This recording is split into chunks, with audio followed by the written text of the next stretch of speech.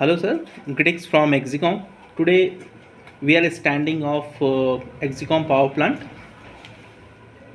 which is installed at BSNL exchange. This is the large capacity Smps power plant compatible with Vrla batteries. So this is a 600 ampere power plant.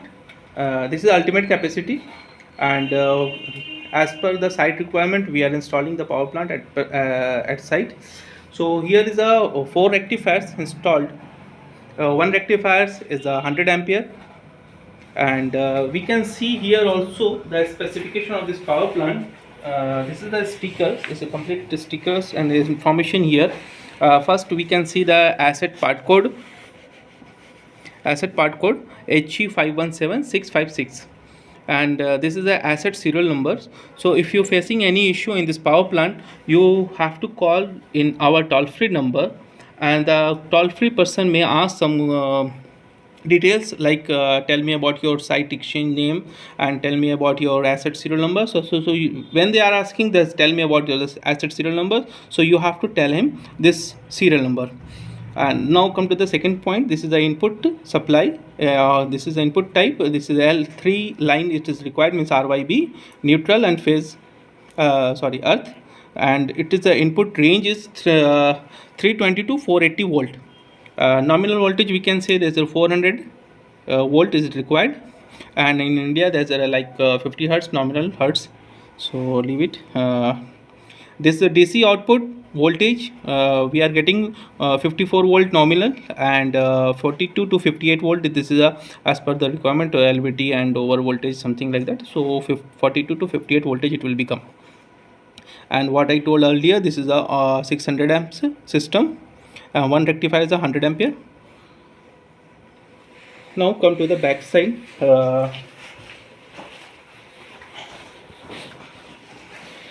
This is the input section of this power plant, which is feeding the rectifiers. We are giving the supply here, R phase, Y phase and B phase. This is the earth IGB, and for the protection purpose we have installed one class C SPD, and one contactor is also installed here. As per the input range, what I told earlier, and this is the monitoring card, which is called HVLV card, high voltage low voltage card. So it will be observe the voltage, and after that the contactor will be hold. After holding, we will come first front. This is the MCB. After contactor will be switched on, all the power supply should become on this MCB. This one MCB is for the first rectifier, second MCB for the second rectifier, third for third, fourth for 4 rectifiers. Rest 2 are for this 2 rectifier, which is not available at here. And one MCB ampere is a 16 amperes 3 pole MCB. This is a 3 phase rectifier. So it is required 3 phase at the time of when we are going to switch on this rectifier. And we have to, while switching on, we have to check the voltage. What is the voltage? It is in the range, then we can switch on the MCB. Otherwise we will wait for the correction. After that, switch on the MCB. So this is the power plant controller, which we are telling. This is M1000 controller. You can see here also M1000, and this part code also available here, and this is the controller serial number and software version. And this is the PFC card, which we are taking analog alarm PFC. This is 8 PFC here is available, protection free contact. And this is the input sections, means input PFC section. This is the output PFC section. Here is the temperature sensor connection is also available here. We can install the temperature sensor connection here also. This is a battery temperature sensor. And this is the module output. Sorry, SMPS output. This is the battery, first battery 1, battery 2, and this is the load. This is the 2 path for the battery, and one red is the common. So now come to the controller. This is the controller. Here's the voltage, input voltage. It is showing. Please zoom it, clear cut. Camera. Uh, RY voltage, RYBR. It is coming. All these three voltage. Here it is showing. And this is the battery voltage showing is 54.2 voltage, and this symbol is for the battery charging. Now currently battery is completely 100% charged, so it is not getting charged, so that's why it is showing 0. And at this side there is a 20 ampere load only available, so 20 ampere load it is showing to going to the there. Then three icons is available here. First is the bell, then information and menu. Then we have to go the bell icon. Little zoom. Here is the 5 button. You can see first is I have been pressed in the middle one. So there is a 3 alarm sections available: system alarm, rectifier alarms, and alarm by nature. So which alarm you want to? So now I am going to the system alarm. So here it is showing all this alarm. And rectifiers alarms, there's no active alarm because all the rectifiers are working perfectly fine. Now I will go to the menu. So here is the system status, load. What is the load? And this is load current. It is going here, and voltage is here, and total kWh is all are visible here. Now go to the battery bank. So this is all are the information. Now battery current is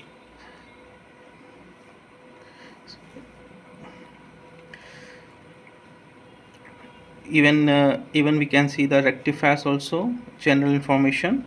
So total this is the important part what I'm going to explain you. This is the active rectifiers. As per the site requirement, we have to fit here the 4 number of rectifier. So number of rectifier, here is the 4 rectifiers, so we have fixed here 4. And total rectifier current right now it is taking 27 ampere, and active current is a 100 ampere. One SMR is a 100 ampere load. For that purpose, eco mode is now currently switched off at this site, so sharing and this current. And we will set the rectifiers. If your rectifier is you can see one more options here is log, event log, today's log, last 7 days log, all logs, whatever you want to see here you can see the log. Suppose I open this one, so today log is like that: high voltage battery bank discharging means fails, HULV communication fail. So like that we are getting alarm. And this is the communication port which will connect to laptop and even other communications, SNMP. So if your rectifiers is getting fault or any malfunctioning, so what you have to do, so do not switch on this rectifier again and again. Once the malfunction, then immediately you have to switch it off. So now this is the live side, and here the 4 rectifiers working, and load is very minimum, only 20 ampere. So this much of rectifier is not required for now I am switching off 1 rectifier. After getting switched, one alarm is buzzer is coming, because you can see here the rectifier will be fail. How you can also remove this rectifier?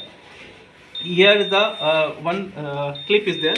We have to push right side, then this will be open, and this will be grip for the removing of this rectifier. And after that you can remove this rectifier. You can see here on this top all this rectifiers specifications also available here. What is the part code of this rectifier? This is HE513020, and input voltage, input maximum current, output voltage, even current 104 ampere, but we 100 ampere, 54 voltage, and 5.6 kilowatt. This is the maximum output rating. Here is the serial number of this power plant, rectifier. So while we are pushing this rectifier very carefully, we have to push it, this rectifier. So should not be tempered, it should be go very smoothly. And now this LED, here it is showing, so all the LEDs are switched off. We have to install very smoothly and slowly. After inserting this, all this LED will be blown and rectifier is not switched off. So we have to switch on this MCB. After that, this rectifier will be start working. This is switched on. Now if you change this rectifier, then you have to change the setting as well, controller. Now go to the settings, rectifier settings, zoom it on this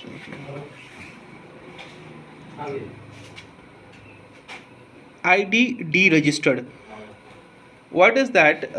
All the rectifiers having own ID is the unique ID. So we have to register one by one. If I are changing two rectifiers, then two rectifiers should be registered with the controller. If it is not registered, then it is not communicating with the controller and it is out of the range, and maybe this rectifier may get fault. So how it should be registered? Then we have to push this one and individual rectifier switch. This first number rectifier, they are asking password, so password is 1 2 3 and 4. Then press enter. Are you sure? So it will be deregistered. If you want to deregister, then we have to press yes.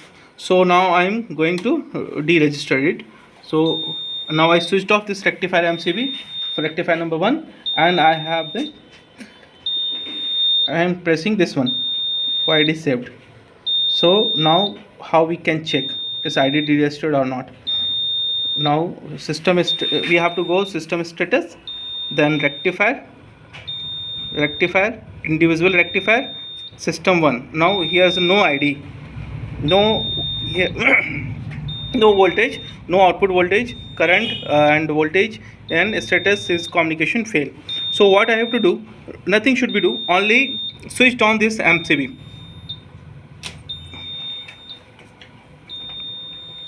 Only I have been switched on little, and you can see here the ID will become automatically.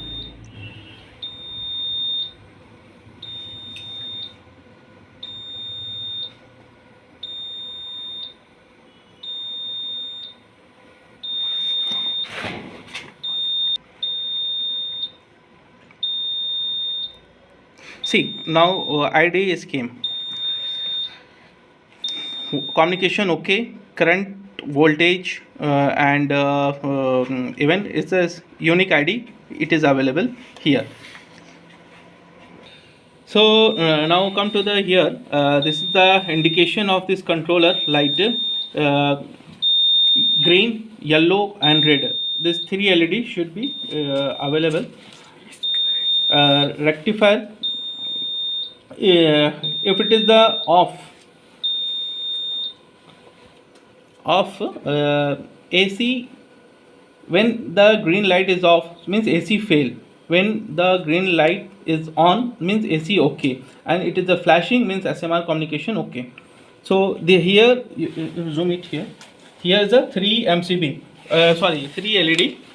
I am showing you here very clear cut. Now you can see this is the 3 LEDs blowing na. Okay, so now come on. This is off, yellow is off means normal, or on means yellow on means AC high means a high power, high voltage, high low voltage, and cutoff is like that. And it is the flashing means SMR fan fail.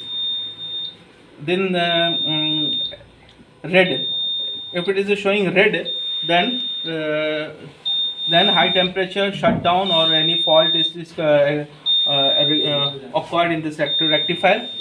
And if red lamp is off, then it is the normal. So this is the basic thing. And one more thing I want to show you in the back side.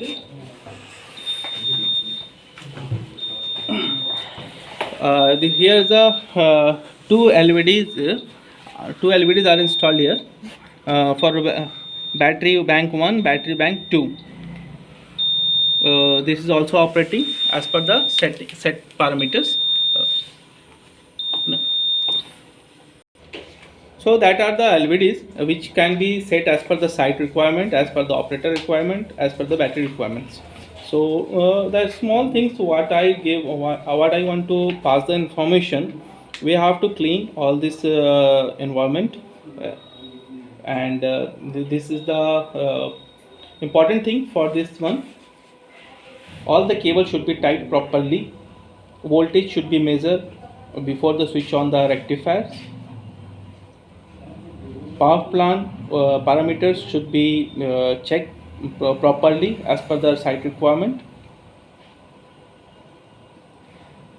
Controller module testings and everything should be proper. If any issue, you may call to our service engineer. Now you use proper tools, and safety kit also we have to wear while servicing. PM is very important for this power plant, because dust particles, you can see there's a lot of dust in this fan, so we have to clean this one on the regular basis. And what we have to not to do. So do not store any inflammable items near this system. Keep clear inflammable materials to prevent the fire hazard. And do not switch on DC system without verifying the tightening all the connections. Loose connection can be risk for this power plant. So this is the important things. We have to very much take care of this power plant. That's all. This is a short brief from my side. Thank you very much.